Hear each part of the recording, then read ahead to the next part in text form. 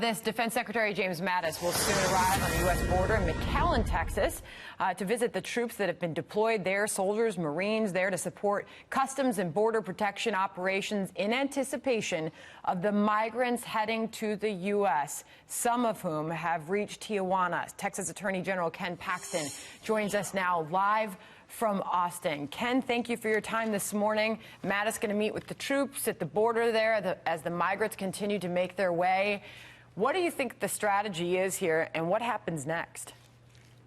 Well, the fact that he's down there tells you a lot. I mean, they're very focused on this. This is a top priority for the Trump administration.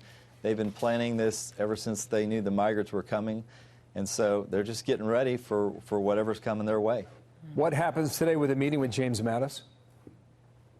Well, I think he's just telling the troops, kind of laying the groundwork for what their role is. Obviously, they're not Border Patrol, they're not Customs Enforcement.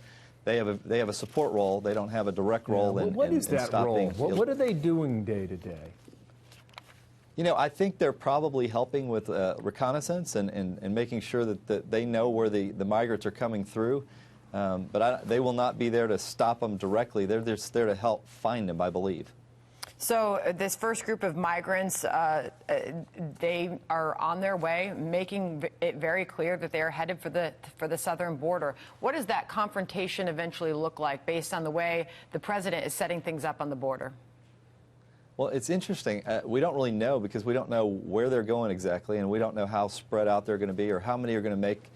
You know, most of them still have a long way to go to get to the border. So we don't exactly know how that's going to play out. And that's why I think he's sent so many troops down there. That's why so many Border Patrol agents are down there.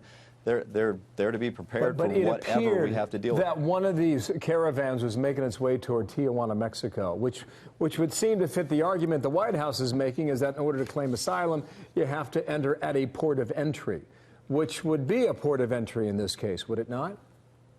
Yeah, I think that's accurate, and certainly that's what the president has directed the migrants to do, is to go to a port of entry. That's the appropriate place to request asylum, and then they'll go through the normal process that's been set up to deal with asylum seekers. The point is, if that's the case, then they're listening to U.S. policy as they move along this path, correct? I think that's accurate, and I think that's the whole point of the president getting his message out early, is so that these people understand what the process is and that they follow our process. So we've had a change in leadership, obviously, post-midterm elections. Democrats will now control the House. And there's a lot of discussion, a lot of debate about what that means for border security. Former ICE Director Tom Homan weighed in on that.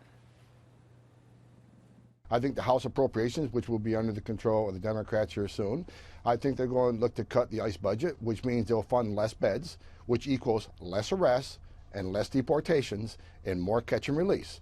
I certainly think it's going to be a struggle with the House under Democratic control because they don't want immigration enforcement.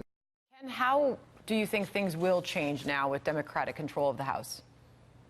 Well, I am concerned about what he just talked about, that the Democrats will defund some of our border security. Obviously, for a border state like mine, that's disappointing because we have to deal with consequences, including increased crime. So hopefully that doesn't happen, but it would not surprise me if that's the route the Democrats take.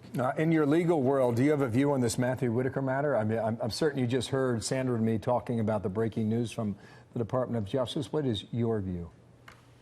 My guess is that the Department of Justice and the president have really focused on this legal argument. They understand what they're dealing with.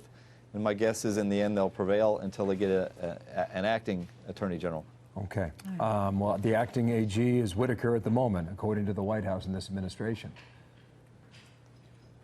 Well, my guess is until he's replaced that he will be there until they're ready to replace him, if they ever decide they are. Ken Paxton, thank you for your time. Good to have you on our program today. Thank you. Thank you, Ken. Thank you.